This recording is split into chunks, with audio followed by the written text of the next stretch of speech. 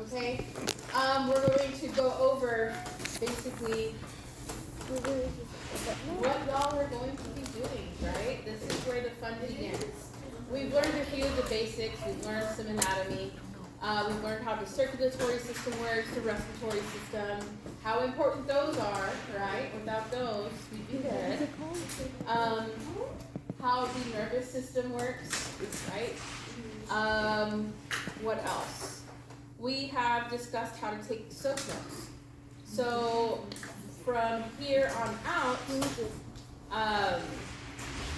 try to practice soap notes. I will have a daily scenario for you for soap note purposes, right? So that you can go ahead and start practicing those soap notes. You need to become familiar with that. Okay, so vital signs. Taking vital signs is extremely important, okay? It's a key component of the physical examination process. Vital signs, in our case for soap notes, where do they belong? Subjective, objective, assessment, or plan? Objective. Okay, objective. Why? Because it's your data or facts. It's measurable.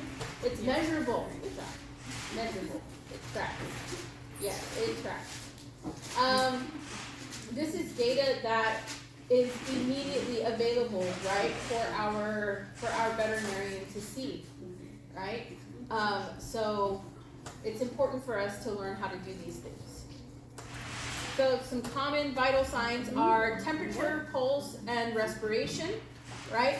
Temperature is typically taken rectally or in the ear, okay? Typically taken rectally or in the ear. The pulse can be done by either using the stethoscope and listening to the heartbeat, or feeling the femoral artery for a physical pulse. Okay? Feeling that femoral artery. So, where do you think you'd have to place the stethoscope to listen to the heartbeat? On the chest? Wait, what? Was it belly? Belly? Where else? Your back? The chest. Okay. Anybody else? The side. The side? I think somebody said the side over here too. Okay, so all of those are correct. The most optimal position for an animal would be right under, it's not going to be directly under at the belly, right? Because you're going to hear a lot of gurgle gurgle from the stomach. You're going to want to go a little bit to the side and up, and when I have a better picture of an animal, I'll show you. Towards the cranial portion of the animal, right? Yes, you're going to be in the medial area, right? The center, but you're going to go more cranial than anything. Okay. So, what happens if we don't have a stethoscope, right? We need to use our fingers to be able to feel the pulsating through that femoral artery. Here's a question for you. Why do you think it is called a femoral artery? I don't know. Because it's by the femur. Yeah, good job. Good job. Because it's by the femur, right? I mean, it could also be called heartbeat tube. No, I'm just kidding. Or blood tube. I don't know. Anyway, the funny didn't happen. Okay, but yeah. So it's called femoral, right? For femur, femoral artery next to the femur. All right. So we're continuing with our TPR, temperature, pulse, and respiration. We're talking about pulse. So variations in pulse can occur, and this happens due to anxiety, pain, exercise, diseases, and shock. Okay. And just so you know, the term for increased pulse rate is tachycardia. Tachycardia. Okay.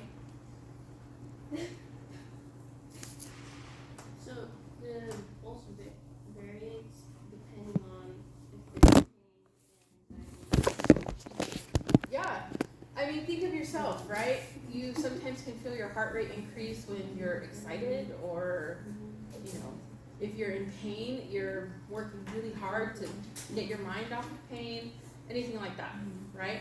And if we notice these things, especially when we are taking the vital signs, and recording them, we might want to, before recording all of this, all of our findings, right?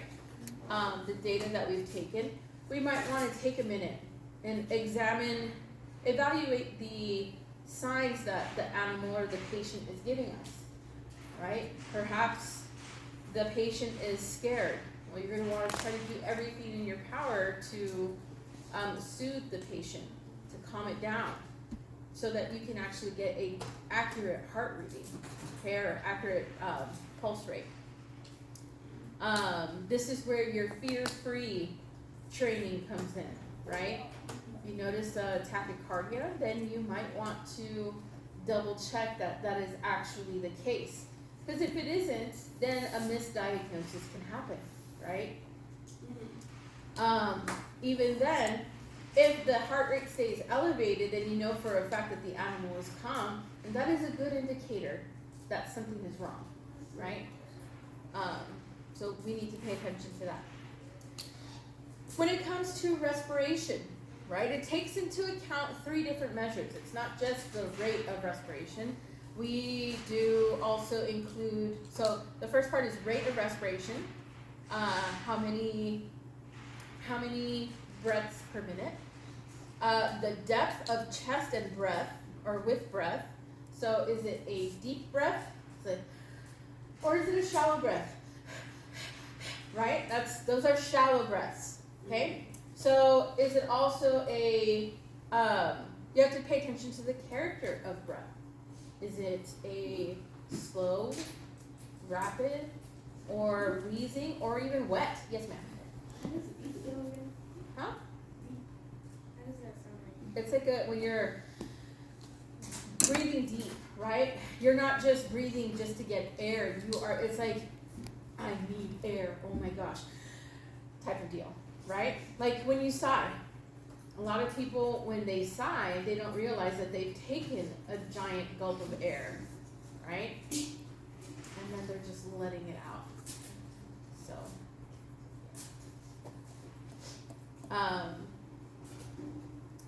So what is the difference between, in character of breath, I know it's not on there, I said wet earlier.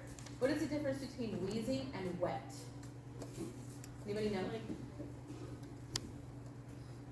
Nina? Like you don't really hear like saliva and like breath. Like Okay. dry. Okay.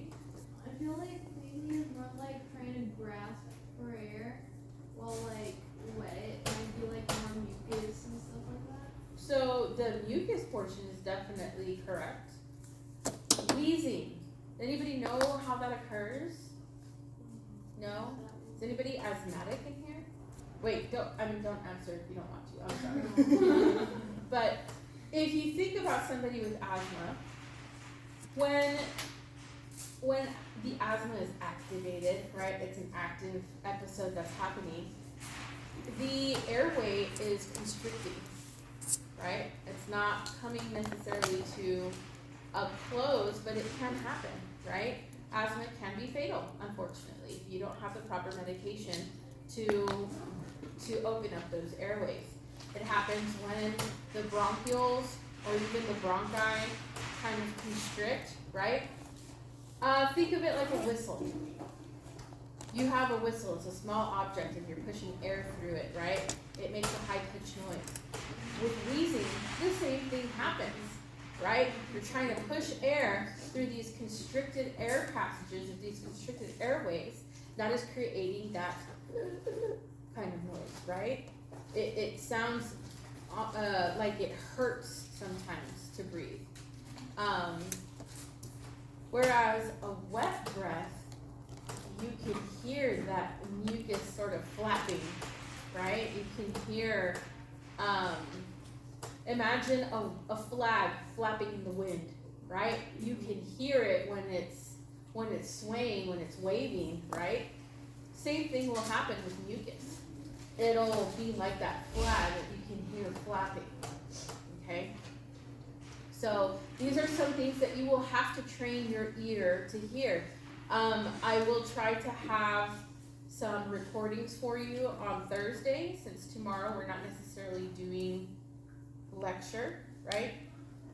But on Thursday we'll definitely put up some recordings. I will try to put them up on Schoology should internet permissions allow me to. Okay. Did anybody have a question? I saw a hand up. Yes. With the deep versus shallow, how do you get them to take a deep breath? So it's not necessarily getting them to do it. You are observing how they're breathing. Okay? Because it's not like, okay, now stop, take a deep breath. Yeah. You can't do that, right? They don't have that cognitive ability because they're not trained to do that. I'm pretty sure if you were to train a dog, take a deep breath and show it how and get it to do it, I'm pretty sure you could. But in this case, you are just observing how they're breathing. Are they breathing in deep, right? Or is it slow? Is it a deep breath? Okay, because sometimes even deep breaths are indications that something is wrong, right? We just have to take note of these things. Okay. Yes. If they are, like, let's say they do a deep breath, you can differentiate if it's like normal or not depending on how constant they do it, right? Yeah, you can. Right? Maybe it's not something that's actually constant also. Maybe it is like, okay, every fifth breath in is super wide, right? You're just noticing the patterns. You're noticing abnormalities, okay? And you're also noting the normal, okay? Well, your question might be, well, what's normal? Well, we'll cover that, okay? But does everybody understand character of breath? Right? Character. Everybody understand depth of chest with breath? Everybody understand that's paying attention to their chest and basically how high, if they're on the table, right, how high it's expanding, or even how wide their chest cavity expands, right? And then of course, rate of respiration. And we'll talk about how to take rate of respiration in a few minutes. Okay? Any questions? No? Yes. So the rate of respiration would go in the objective, but like the depth of the chest and the character of the breath would go in subjective? No, I would do it like this.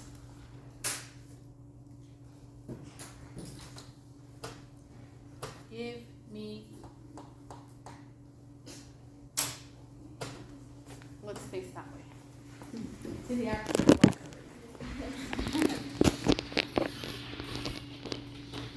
So, with your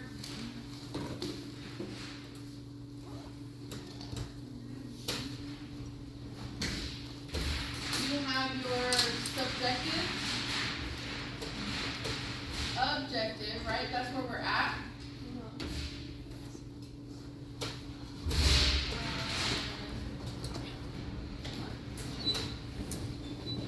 So, with your respiration rate, right, I would write it in such a way as, let's say we have 80 breaths.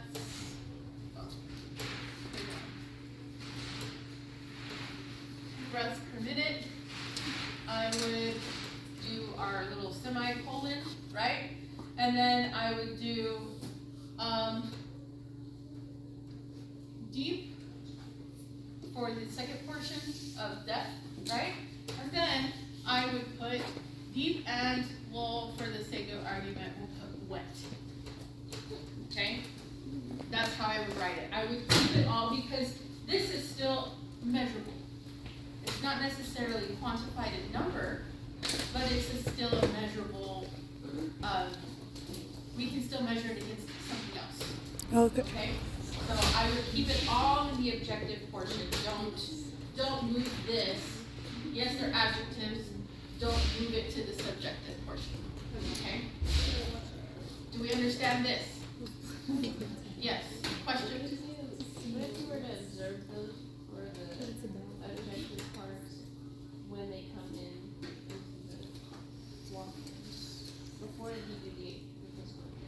The moment they come in, basically that's starting our whole data collection. You're not going to wait until you have them necessarily on the exam table. Yes, you will have to. So the question is, for those that didn't hear, let me rephrase. She said, so what happens if you notice these things before you start the physical examination? Well, the moment that animal comes in, you already have to start noticing these things, okay? Because, I mean, things can change within a matter of minutes, right? But you need, if you already see, okay, this animal, this patient, it's labored, maybe that'll increase the time frame that you see that patient, right? And we'll say, okay, walk in, right? Whatever. That's an end, don't. Walk in, right? You're just gonna start making your notes. Animal or patient seemed labored breaths. I don't know. Something to that effect, right? You're gonna start your notes, you're gonna start your mental notes. And that way, because this is not just what the owner says, it's also things that you notice, right? So you know, and the doctor knows that you have noticed this, right? Perhaps the patient or the owner will tell you, and so now you know also respiration might be an issue with this patient, right? It's just all taking notes. It's taking, being observant from the moment the patient walks through those doors, okay? Because that's just what you're supposed to do. You're not supposed to just wait until the patient is on the exam table. That's when you get your concrete, okay, measurable data, but you take note first off. Does that answer your question? Yeah. Yeah? Any other questions? Yes?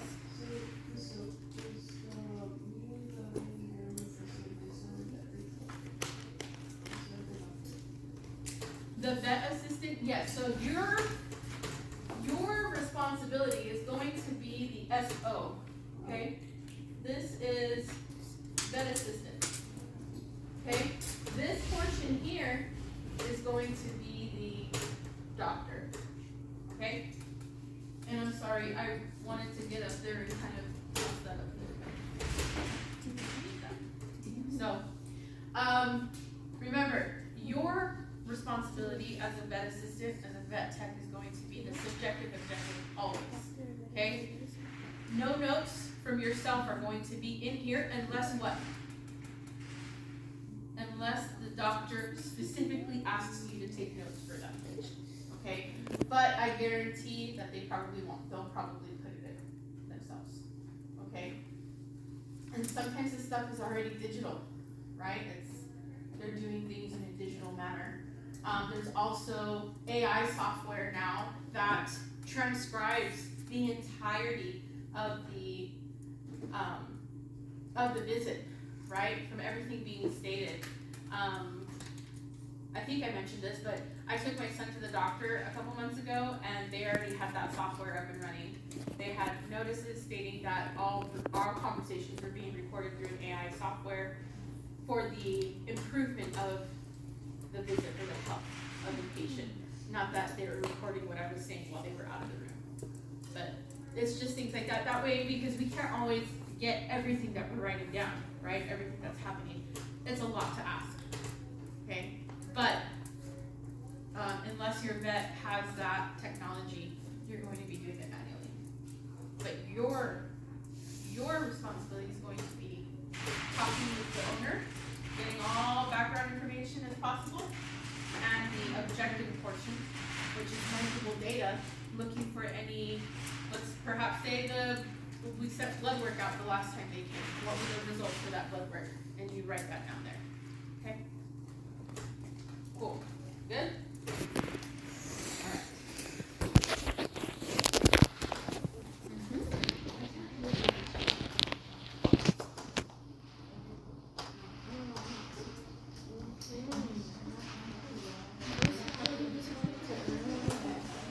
Oh, wait. Okay. Alrighty. So, more, right? We have temperature. In cats and dogs, we're looking at 100.5 to 102.5 Fahrenheit. Okay, degrees Fahrenheit. Anything below, cause for concern. Anything above, cause for concern, right? Pulse. In cats, and this is just general information. We have large breed cats, right? We have super small. This is just general information. For cats, it's 160 beats to 200 beats per minute. Okay. Small dogs, we have 120 to 160 beats per minute. And large dogs, we have 60 to 120 beats per minute. So can anybody tell me, can anybody kind of give me an educated guess, or perhaps an informed one, if you know, why the difference between the small and large breeds of dogs? Okay, got it. Go for it. Okay, okay, for the small dogs, like I was talking about pulse. Pulse, yes. The reason why it's faster is because it's a smaller body, so the blood travels a lot faster, and it circulates a lot faster, while the large dogs, it takes more time to be able to travel around the body completely. Not only that, but it takes a lot more, right? A lot more oomph, a lot more beat. To get that blood pumped through, right? Respiration rate. We're looking at about 15 to 30 beats per minute. Apparently, my my patient up there probably came back from like running or something. 80 breaths per minute. Pretty bad.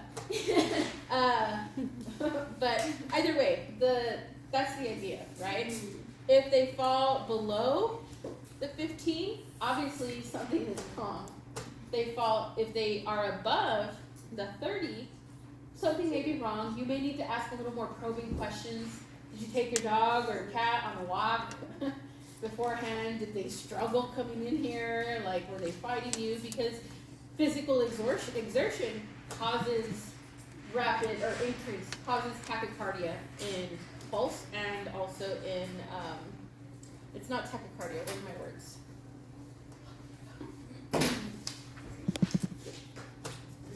What's your question, Zoe? So for the respiration, is 30 already high?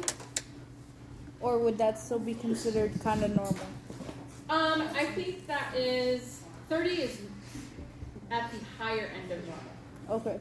Okay? That's right at that cusp, right at that edge. Right? So I would still ask probing questions. Okay. Okay? Also, would we take their oxygen levels? We will. Yeah. And Okay. We'll cover that. So that's not part of respiration? So the oxygen level, it is, but that is more, that's more blood related, how much oxygen is in the blood. Oh, okay. Okay, and we don't take that manually. There's no way for us to actually do that. We have to use technology for that. Okay. And we will watch a video specifically on the pulse ox machine for veterinarians. Okay. So for a high respiratory rate, it's tachypnea. Okay, and you'll get this vocab list in a few minutes, not right now, but just so you know. So just remember, if they fall within that range, 15 to 30, they're normal. If they are at the 30, I would kind of already ask probing questions. Did your patient, or did you take your animal on a walk or on a run? Or just kind of find out as much information as possible. Because if they did do physical exercise right before, or even if it was a struggle getting them into the vet office, right? Sometimes it is.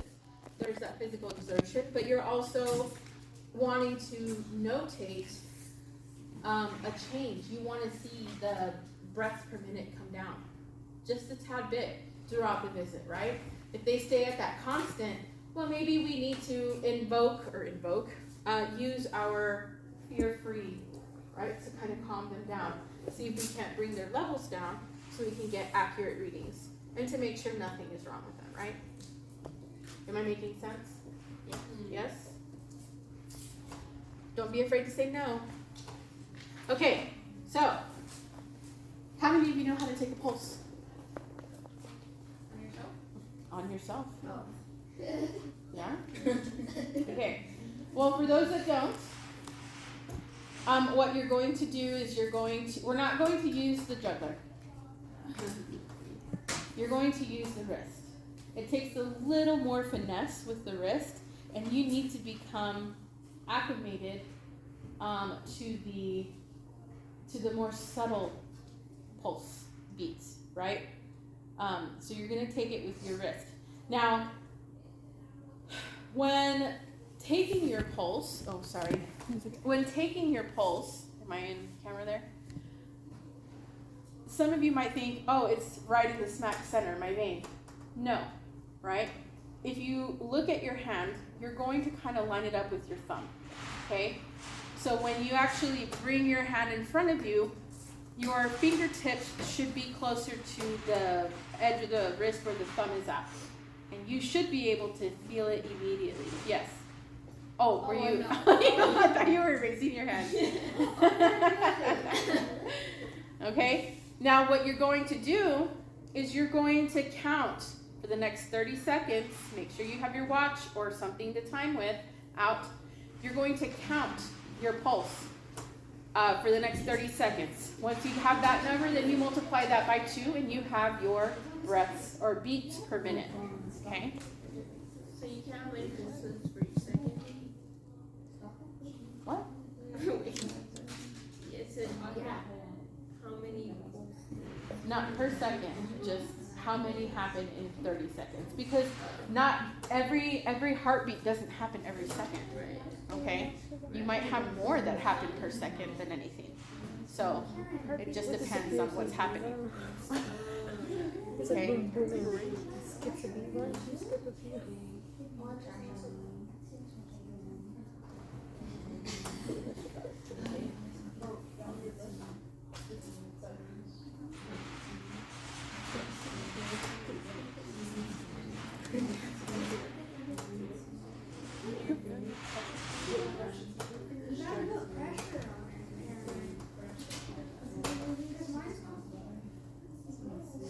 If you've gotten it, if you've done your calculation, right? Share that with your partner. I think mine's at like 100 something. So it's times 2.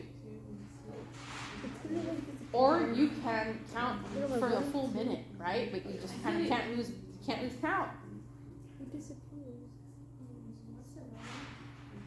For adults, it's between 60 and 100 beats per minute. Mine's like at 102.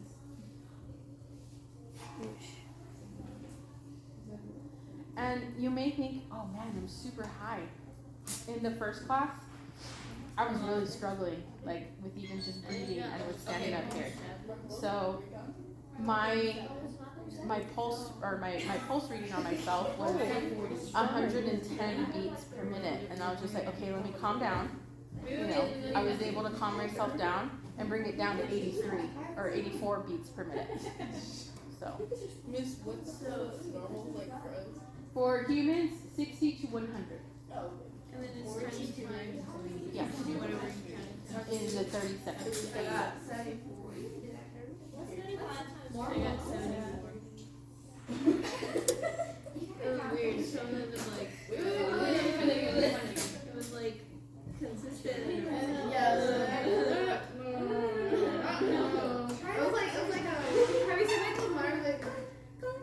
So I noticed some of you are doing this, right? Don't do that. Have it just straight. Kind of just relax. Okay? I feel it again. You ready? Wait. And if you are comfortable enough, maybe have somebody else take your pulse rate, feeling, right?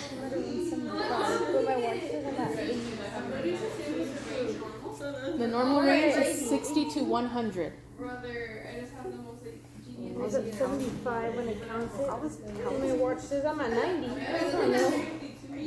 My watch says I'm at like 103. It says I'm at 90. I am not at 90. You tweaking off?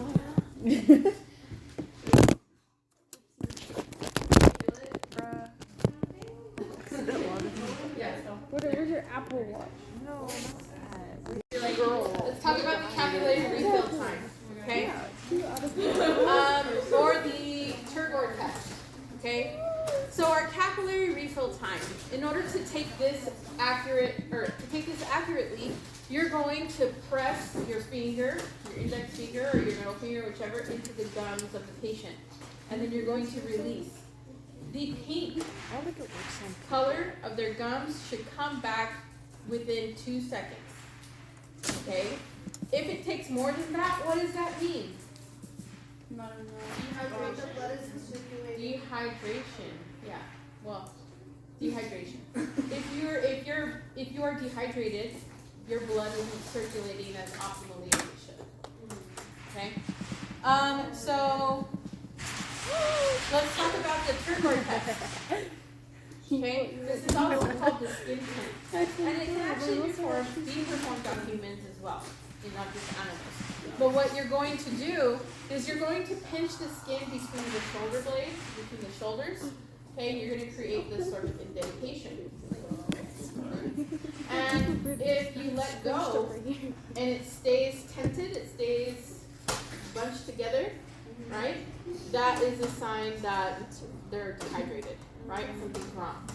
If it goes back to its normal position immediately, then you're okay, right? But it's that tent. Now, some people use their knuckles as an indication. I don't think your knuckle is a good indication of it. I would use a regular piece of skin, right, on yourself. Hold it for like a good second, or do like just I would hold it for like 3 seconds and then let it go.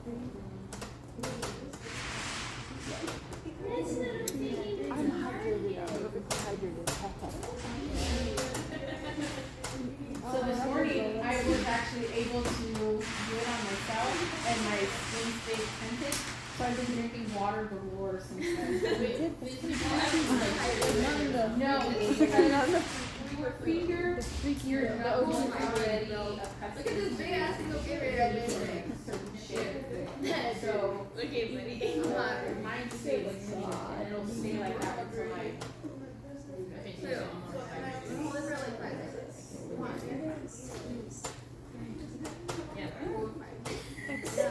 Also, if you guys remember, capillary refill time, all you have to do is press somewhere and watch the color change, right?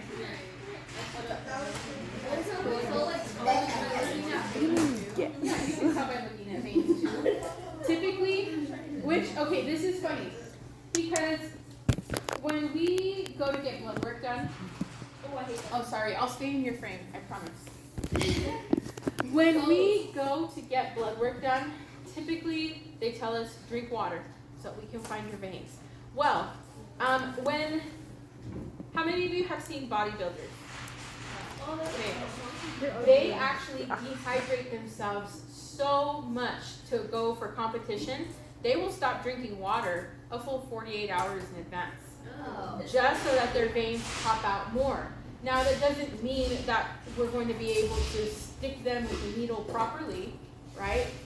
That's all about blood flow. But they do that to to make everything of their body more pronounced. Okay? I mean, with animals, it's a different story. We can't necessarily tell that because they have fur, Like, right? Unless you're a cholo dog or something. Yeah. Siamese, right? like, ew. Isn't Siamese hairless? They're in their right mind. Chinese What is this? Like, this is gross. All right. Any questions on CRT or Turgor? Yes. I didn't. Oh, I didn't. Right, What do you do then? when you get like a big He's just an old man. You could. It doesn't matter how much. It's just An a old Oh. man. Like that? Yeah. Don't they also do the knuckles? She said it doesn't work well. It's still an The indication. knuckles. It's not like accurate. It's still an indication. So the question was about dogs with extra skin, right? Oh, yeah. It's still an indication because skin is still elastic no matter how much you have. It should go back to its original state. So just keep that in mind.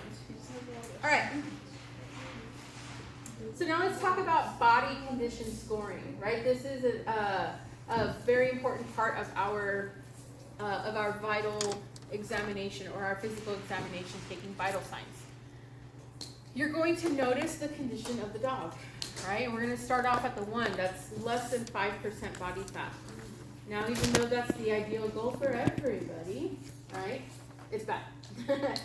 Our body needs fat. The body needs fat in order to function. Okay. Here you can see the top view, right? The aerial view of the dog. You can see ribs. Yeah, I mean, if you can. You can see ribs protruding out. Look at the pelvis. Look at the shoulders. Bless you. Right? Oh, look at the fat. You can see the protrusion, which it shouldn't be like that, right? I mean, it says ribs can easily be felt. Ribs can easily be seen. Like, I don't need to feel a dog to tell me, okay, something's wrong if they have those ribs showing, right? So then let's move on to the body condition score of 3. We're looking at an underweight dog, but they have a bit more body fat. Their bones are still noticeable, but they have a bit more tissue between the skin and the bone, okay? And you can see that difference. This one looks just a fraction more filled out than the other one, right? Even at the side view, check out the side view on the body condition score of a 1, or BSC, right? Body condition, or BCS, sorry, body condition score. Look at the abdomen, the abdominal area, and look at how shrunken in it is compared to the one with just a hair bit more body fat, right? It's still pretty pronounced. Okay, it shouldn't be like that. But we also need to keep in mind, what is the breed standard, right? This is why it's important to know your breed, okay? Because some animals are sporting animals and they have, their body condition score may appear to be a 1 or a 3, right? More likely 3, but their body may appear to be that BCS score of a 3, but that's because that's the way they're supposed to be. Yes. For example, that like a greyhound. Like a greyhound. Yes. I was gonna ask because my sister's German Shepherd, he's like super skinny, like you can see his ribs, but he eats fine most of the time. So okay, so in that case, does he compete in anything, or is he just a dog? He exercises though, like they go on hikes and runs. Okay, but do they do that every day, or is it like once a week, once a month, Maybe like twice a week? Okay, because I would be concerned about that. Perhaps there is some sort of deficiency going on, and they're not getting all the nutrients available or all the necessary nutrients, right? So it might be that, it could be that it's because they do a lot of hiking, but at the same time, if, just like with humans, if you're going to be doing a lot more activity, you need to be consuming a lot more, right, to make up. Like a lot. Mhm. Like when I go to their house, they want like a full bowl of food. Finish with it. So they don't. So there's another question, and each owner is different, right? Do they feed him once or twice a day? Because if it's once a day, like we feed our dog once a day, and it's a pretty big meal, right? Around 6 o'clock in the evening, it's a pretty big meal for him, and he'll eat it all. But I mean, it's just the same thing. Like he has he's more between a 3 and a 5, but that's because my husband takes him on a run. But he also includes a lot more protein in that one sitting than if he were to feed throughout the day. If that makes any sense. It's all about nutrition. There's a whole thing on feed, and perhaps I can ask my husband to come give a lecture on feed, since that is his area. Yes. I had heard from one of the seniors that if you touch like the palm, that's how like an obese dog feels. If you touch like your knuckles, that's like a really skinny dog. And then like if you touch like over here, it's like how it should be. Yeah. That's a good indicator, right? Kind of gives you on what underweight dog feels like with your knuckles. What an ideal body score would be the area above your knuckles, between your wrist, the back of your hand, right? And the obese dog, or the obese animal, is gonna have more of that fatty tissue, right? More of that tissue, and yeah. So whatever senior gave you that advice was good. Okay, so we're gonna look at the ideal body weight, right? We have a dog here, pretty filled out. We can't see the rib cage. We know where it's at, right? We're looking for that muscle buildup. Look, even on here at the neck, the base of the neck above the shoulders, it has a lot more muscle toning, a lot more fat per se. Whereas in our other dogs, with the lower body condition score, there's nothing there, right?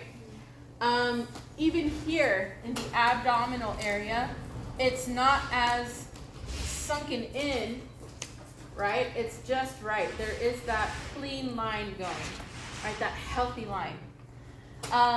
If we move on to our body condition score of a 7, we see an overweight dog, okay? And when you have almost a flat line down here, that's indication that maybe you should take your dog on a walk a bit more.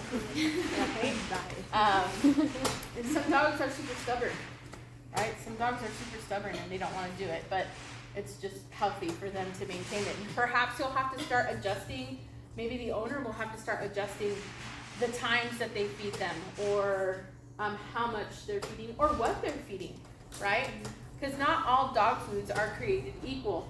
Yes, the ones that are typically sold in stores are safe for consumption, but just like what we eat, there are things for us that are safe for consuming, but they're not healthy for us, right? So we have to keep that in mind. We have an obese dog here, body condition score of a 9, more than 35% body fat, right? That's a big old dog, okay?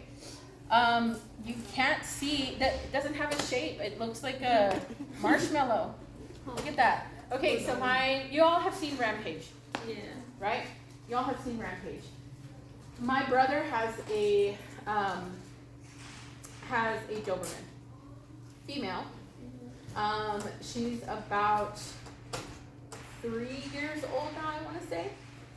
And because of my brother's schedule, he free feeds. Whew. Try saying that 5 times fast. Free feeds his dogs because he can never guess, or he can never actually pin down the time he's going to get home to have a set meal time for them. So he'll fill up their bowl in the morning, and it's 3 bowls, right? He has 3 large dogs. So he fills them up, and then he leaves for his day. He gets back like 8 or 9 o'clock at night, most of the times, right? But Mocha, being that she is young in comparison to the other 2 dogs, who have a German Shepherd and a Husky, she likes to eat, but he doesn't go out on walks with her. And I'm not saying he's a bad owner. He will spend up the wazoo to get her care and everything, but it's just the lifestyle, right? So she eats Alaska's food, the Husky, and she eats Sam's food, the German Shepherd. Now, not that you can tell with Sam, because Sam has been fat for like 5 years, and Sam just doesn't like movement, but she's also old, and she has hip problems, okay? She's about 15 years old, so she's up there. Yeah, if I come in crying one day, you know it's because she's passed on. Yeah, she's already at that age, like where we actually had to think about maybe it'd be best to put her down.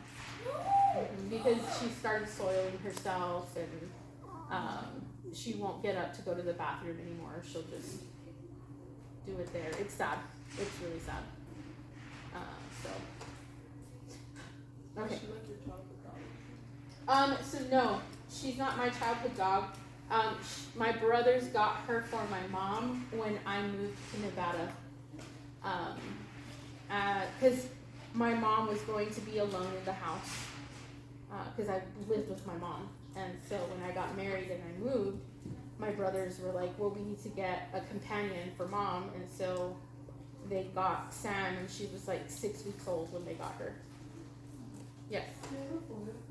Do I have a photo of her? I do.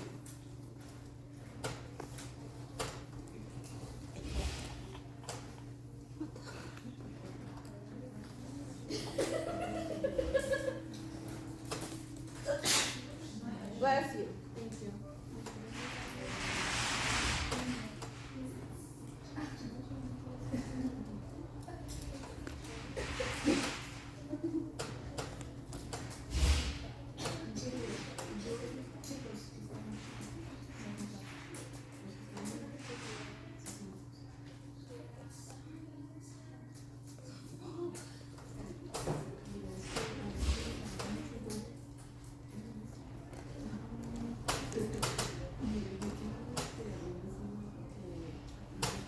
I don't think I can put it on there, so I'll just pass it on my phone.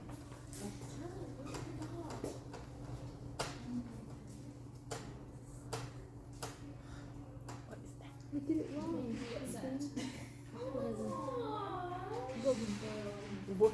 I did it wrong. Pre-existing conditions. So we look for signs and symptoms, okay? But also with tests or analysis that can be run, right? Such as blood analysis, fecal analysis, urine analysis, x-rays, skin test, EKGs, also known as ECGs, or echocardiograms, okay? And bacterial swabs, and etc., right? All the like. These things are part of our objective. We need to know if we need to read the notes prior, blood work sent out. Depending on what date the animal returns or the patient returns, we might need to pull those results up, right? If they're not already in the patient's file. But this all goes into our physical examination, taking vitals. Obviously, if we see something, we will see indicators, right? There will be indicators on why the heart rate is elevated or why there's labored breathing, things to that nature, okay? And sometimes these blood tests can be done same day, depending on what they are and how equipped your veterinarian's office is. If they have to send stuff out, it takes maybe 1 to 2 weeks. So that's, okay, wait. That would still be an objective because then once you get those diagnoses, that's when the doctor can assess what it might be or what it is. Okay? Does this make sense to everybody? Are the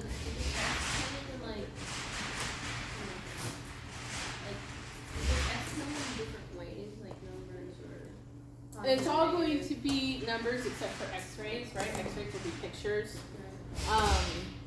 Skin tests, or most of the time they will be numerical values, and you will have standards on what is normal and what is abnormal, right? Anything that falls outside of the range of normal is abnormal, right? So you'll just have to know those values, and it's not that you have to memorize them. As you become more versed in the veterinary world, right, you will know these things off the top of your head. But now, for now, as you are starting, you may need to reference things here and there. I encourage all of you to have index cards, and not that you have them on your person at all times, but just some, quick reference guide, quick reference points, just in case you're like, oh crap, what if I look? Oh yeah, okay, let me do this, right? Most of the time, you're not going to have time to do that, but it's helpful to have on hand, right? And it's helpful to maintain continuing education even after you get your certification. Take refresher courses, because things change. Okay, science changes all the time. Yes. So that's why I said EKG or ECG. Oh. Yeah. Yes. How do you do like a skin test? Like you just like I don't know. We'll cover that because I'm not well versed in it. Okay. I will learn and I will teach you. All right. So let's continue with our diagnostics. Right. We have, what are they? We have our fecal test for parasites in the digestive system. I know I talked about this, and you all actually got to see parasite eggs, right? When we did our microscope lab. We have our blood analysis, something you also got to see under the microscope. We test for different nutrient levels in the blood, okay? We look at cell shape, right? And organ function. We look at, let's say we notice a high count of white blood cells. What does that mean? Anybody? High white blood cell count. Just infection. Right, remember the white blood cell is the soldier of the blood cells, right? They fight off the bad guy, they fight off the bacteria and the viruses, anything foreign in the body. Okay, so these are just some of the analysis. We have a little more. But really quick, why is a fecal test used for internal parasites and not other tests like blood or urine?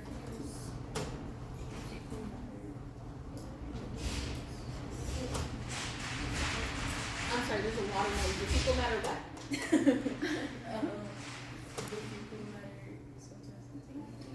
The fecal matter sometimes contains it. Anybody else?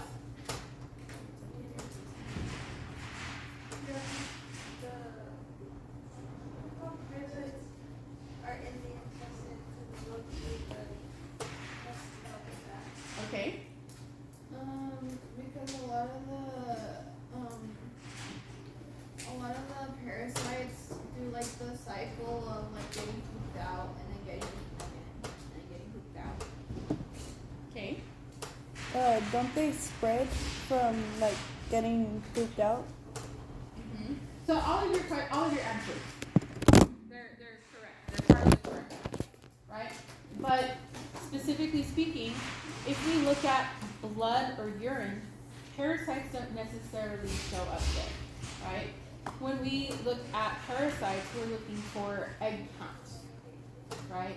Not necessarily live parasites. We're looking for eggs, the ovum. And so our renal system, or the renal system, kidneys, what does that do? What does that produce?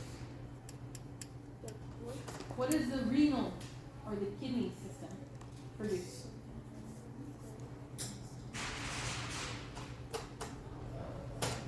I'll give you a hint. It's warm. Urine? Urine. It filters out all the toxins, right? It's basically the waste disposal, what our body can't use. So it's not going to necessarily filter out those eggs and everything. Right? It's not going to come through there. And same thing in our blood. Right? Or it says I'm not in the blood. We're going to be in organs or the intestinal tract. Typically the intestinal tract. Commonly found in the intestinal tract. Unless it's heartworm. Right? Yeah. Okay. So, more diagnostics, right? Urine analysis. Test for mineral levels in the body and the health of the excretory system. If an animal or patient has more of one mineral than the other, or perhaps doesn't have enough of minerals in something in them, then there's a deficiency, or there is overage, right? There is something's being fed up way too much. Bless you. Something's being fed up way too much. Possibly, also, if a mineral shows up in the urinalysis, and there's too much of it, it could be that the body isn't processing it properly, right? And we have to figure out why it's not being processed. Okay, so that's the one thing about urinalysis. X-ray, pretty simplistic stuff, right? Superman does it. It's a visual of the internal body. You can see bones, foreign objects, and abnormal areas, typically, right? You can see masses of things. If it's sensitive enough, right? Broken bone is letter B there. C.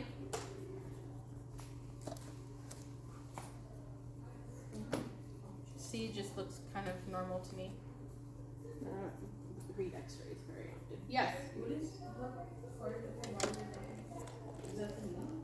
I'm not entirely certain. This maybe looks like a human hand of some sort. This one probably looks like a. That looks like the. It looks like a. an elbow. Yeah, I don't know. We're gonna speculate there. Yes. Is there a way to test like the animal's pH balance Mm-hmm. through the urine? Through urine. There's a way to do that. And it's also just like a pH. Mm-hmm. Yeah. Okay. Wait. Yes. So the bottle, I see that has like different colors. So like it'll tell you what colors it should be, and like the different colors be like what it has. It'll not necessarily what it has. You can kind of determine whether a substance is acidic or basic, right? And should those colors indicate a range of what is normal, what's abnormal, what's more acidic, what's more base-like, right? So should the colors on the strip fall within those, you kind of know what you're looking for. You kind of have a direction to head in. So you just like, depending on the colors, you just do like the process of elimination, like, oh, it can't be this or it can't be that. And some, I'm pretty sure they have some strips that are a lot more sensitive and can tell you what's in there by color. But most of the time I'll just do regular pH strip. Okay. Wait, Any other questions? Yes. How do the different colors of that show which one is which mineral that is? No, not all the time. So how does that exactly? Well, that's tested through the blood. Urine basically is not every visit calls for a blood sample. Urine is more indicative, it's much quicker, right? If you find that the urine has abnormal readings, then okay, let's order a blood test, right? Let's try to figure out what's going on. And you have an array of blood tests, and we'll cover different blood tests on Thursday. There's a whole PowerPoint for that too. Okay? Yes? What color should it be? Like the pH? It honestly depends on the strip. It depends on the manufacturer. Like I can't tell which one is that. Like It all depends on the manufacturer, because some manufacturers have proprietary stuff, so they assign different colors for it. It all just depends. So if the dogs like drink a lot of water, can their pee be clear? Not necessarily clear. It'll probably be more light in color, much more pale, in which case it's a very diluted sample. Quite frequently with people who have to do drug tests often, if they drink too much water because they're like, man, I need to pee on this day, I need to drink a whole bunch of water. I'm sorry? It can invalidate it. It can make it seem like they're trying to, it'll dilute the sample so much that they'll have to go to other measures to take that data. I know of somebody who they had that happen to them, and their parole officer told them, you now need to wear a sweat patch on you for the next week, right? So, because there's different things that are indicated through different orifices of the body. So, but they're not all the same. Okay. This is the last slide of this presentation, and then we will go over, you all will practice with the stethoscopes, listening to heartbeat, listening to lungs, okay?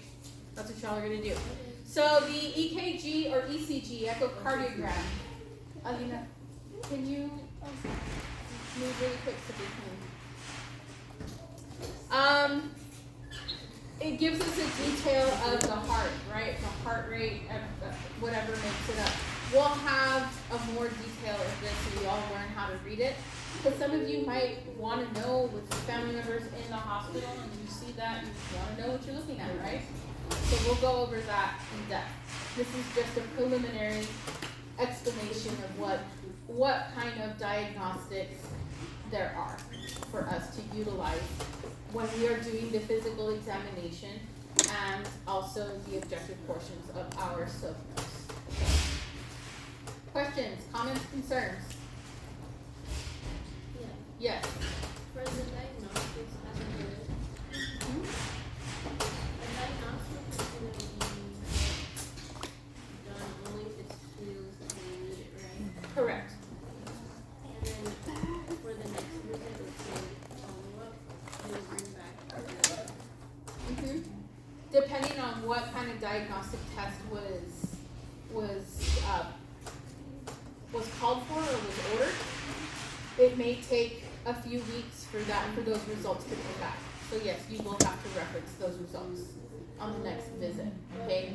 Unless your veterinarian has that equipment available for them. And some veterinarian offices do have that, right? They do have that technology available to them. They might see a lot of business, right? They might be an emergency care facility that needs these results ASAP, right? Alrighty. So, next up, let's look at how to obtain a pulse really quick. And we're going to have to watch this sponsored ad. I'm going to show you how I afforded this card. Okay, you ready? All right, $118 for car insurance. That's how much I was paying, okay? I picked up the car a few months ago. Hi, I'm Megan. Today we're going to perform a pulse ox on this dog. This is our pulse ox machine, and what it's actually measuring is the percentage of hemoglobin that is saturated with oxygen. So it can give you an idea of how well your patient is able to deliver oxygen. Animals that are icteric or very anemic you're going to have a difficult time getting a good pulse ox on them. Also patients with very poor perfusion. We are going to be using the periphery in order to get this pulse ox, and so if they're not perfusing their periphery very well, you're going to have a difficult time. So how this works is this little probe here has a light that shines, and so this light is actually passing through the blood, and that is what is kind of refracting off of that hemoglobin and oxygen, and that's what's going to give you your number. So you want this to go on an area of very thin skin. So usually the lip, the ear, the toes, sometimes in the inguinal region, you kind of pinch some skin on the flank. On dogs, you can use the prepuce. On female dogs, you can use the vulva as well. All of these places where you're trying to find some mucous membrane or some very thin skin where you can place this probe. So on this dog, I'm going to try her lip. And you can see she does have some pigment on her lip, but she's got a good pink spot right there. So I'm going to take the probe and place it on her lip. And she's being a very good girl. A lot of dogs try to swallow. They'll try to kind of chew the probe out, so anything you can do to distract them to keep that on there. It's good to give it, a good 10 to 15 seconds to kind of get its bearings and give you a reading. The bottom number here is going to be her pulse rate. And so in order to make sure that this machine is actually reading what it should, I need to know what her pulse is and match it to this number here. And so when I took her pulse, it was right around 60 beats a minute. And so this is reading right around 60. This top number here is the percentage of hemoglobin that's saturated with oxygen. So she is at 97% for a dog breathing room air. We like it to be anywhere from 95 to 100%. So I'm very happy with that 97%. It's good to kind of leave it on there and let it read for, if you can, 20 or 30 seconds just to make sure that that number stays, with her between 96 and 98%. So when I record this, I can write either a range, 96 to 98%, or whatever number it stays on the longest. It's also a great idea to write down where I got the pulse ox so the next technician knows that I can get it on the right side of her lip. And then we will perform this as often as needed to check how well our patient is oxygenating. And that is how we get a pulse ox. I believe this is going to... Did that make sense? Yeah. Was that pretty good explanation? Pretty clear, right? I really liked that explanation. Yes. That's to take the oxygen percentage. The oxygen saturation percentage of basically the blood. Is the blood getting enough oxygen? On the lip, on the tongue, in the area between the leg and the abdomen. Also, you can do it on the paw, but it's a little harder to do. Basically, anywhere with a thin skin portion, like that's thin enough for the light to actually penetrate through the skin, through the epidermis. Okay, I'm gonna pass this around so y'all can see it. I'm sorry? The membrane, yes, a thin membrane.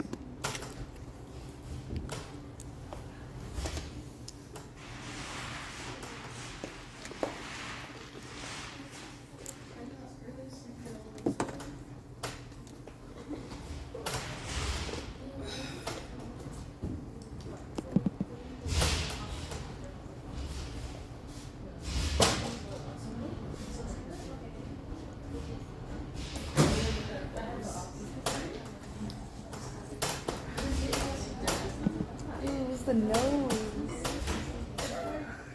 No. It's the light. That connects to a little machine. So this will connect to the machine and then what you put on that.